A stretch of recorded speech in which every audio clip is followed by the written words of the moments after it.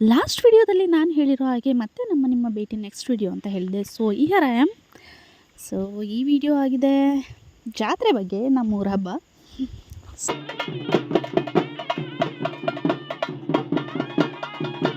ಜಾಸ್ತಿ ವಿಡಿಯೋಗೆ ಬಂದರೆ ಕಣ್ಣೆ ಸಾಗ್ಬಿಡುತ್ತೆ.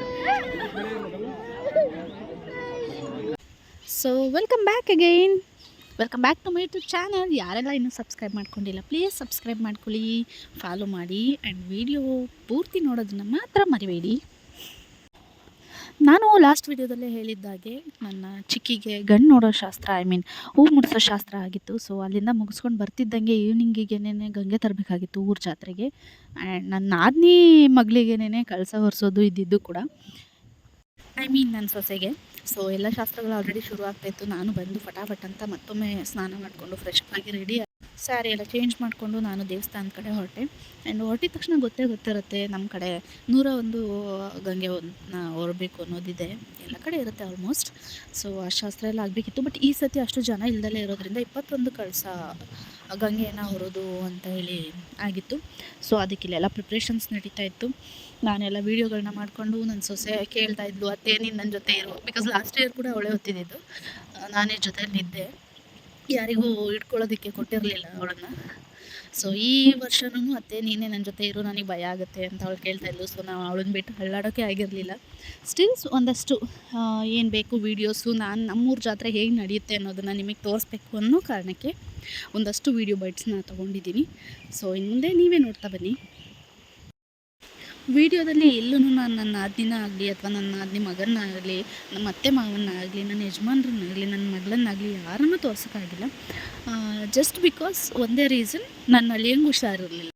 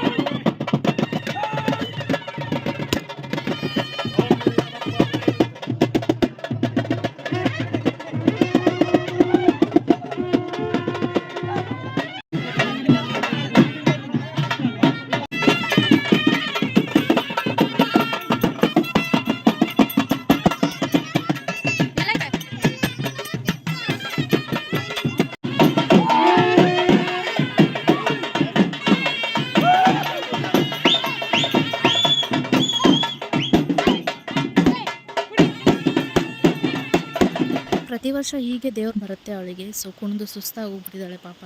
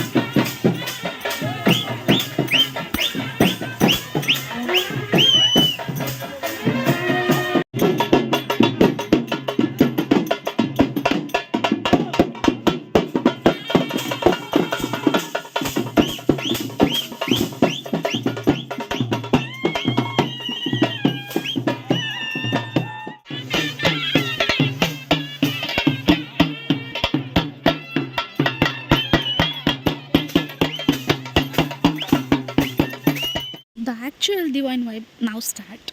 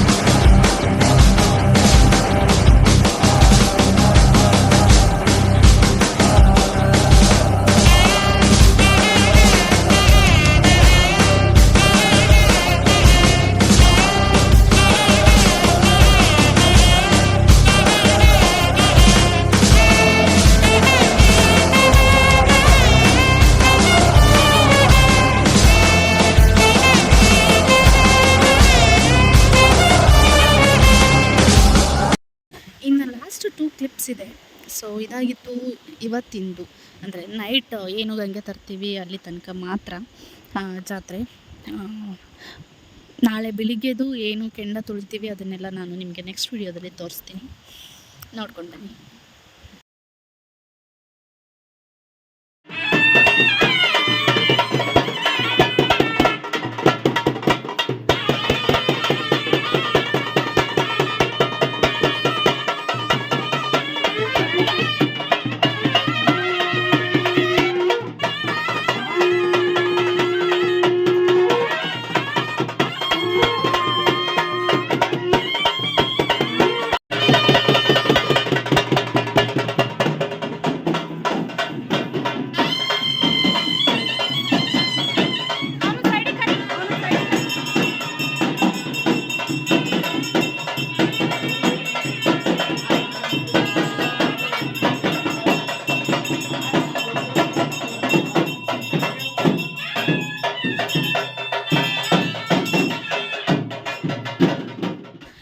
4th and 5th May blog ಆಗಿರೋದು.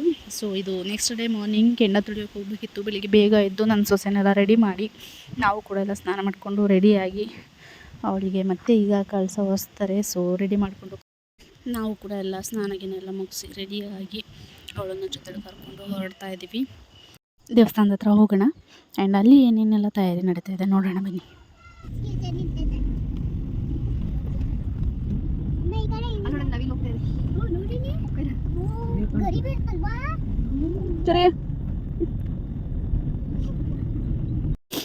ದೇವಸ್ಥಾನದ ಹತ್ರ ಬಂದು ಇಲ್ಲಿ ಆಂಜನೇಯನ ದೇವಸ್ಥಾನ ಒಂದಿದೆ, ಅಲ್ಲಿಗೆ ಹೋಗಿ ನಮಸ್ಕಾರ ಮಾಡಿಕೊಂಡು ಒಳಗಡೆ ಬಂದ್ವಿ. ವರ್ಷ ಇವರೇ ವೀರಗಾಸೆ ಅವ್ರು ಬರೋದ್ರಿಂದ ತುಂಬ ಪರಿಚಯ. ಸೊ ಅವರನ್ನು ಮಾತಾಡಿಸ್ಕೊಂಡು ಇನ್ನು ಅವಳಿಗೆ ಕಳಸ ಹೊರಿಸೋದಕ್ಕೆ ಇನ್ನೆಷ್ಟು ಟೈಮ್ ಇದೆ ಏನು ಅಂತ ಕೇಳಿಕೊಂಡು ಮುಂದುವರಿತಾ ಇದ್ದೀವಿ.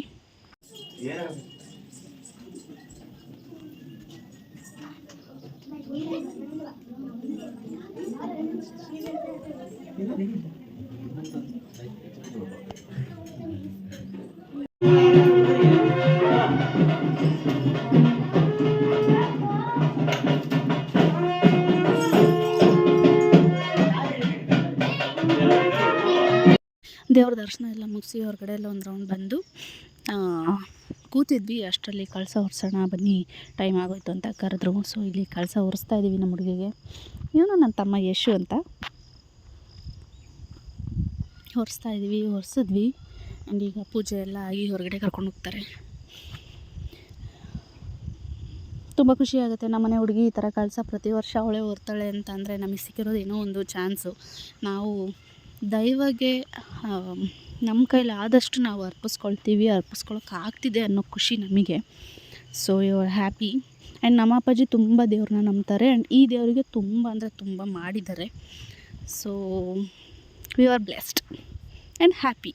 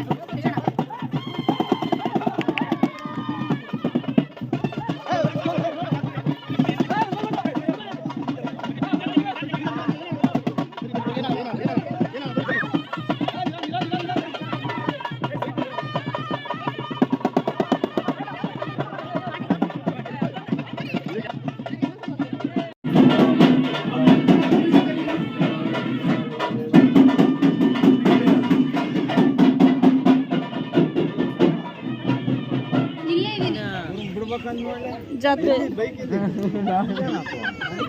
ಏನಾತ ನೋವಾಯ್ತೈತೆ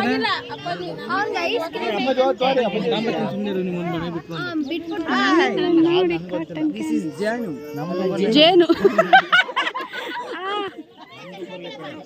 ಬಂತು ಅಣ್ಣ. ಜಾಸ್ತಿ ವಿಡಿಯೋಗೆ ಬಂದ್ರೆ ಕಣ್ಣೆ ಸಾಗ್ಬಿಡುತ್ತೆ. ಇದಾಗಿತ್ತು ನಮ್ಮೂರು ಅಂದರೆ ಪುರ್ಲೆಹಳ್ಳಿಯ ಜಾತ್ರೆ. So thanks for watching. ಎಲ್ಲರೂ ಸಬ್ಸ್ಕ್ರೈಬ್ ಮಾಡ್ಕೊಳ್ಳಿ.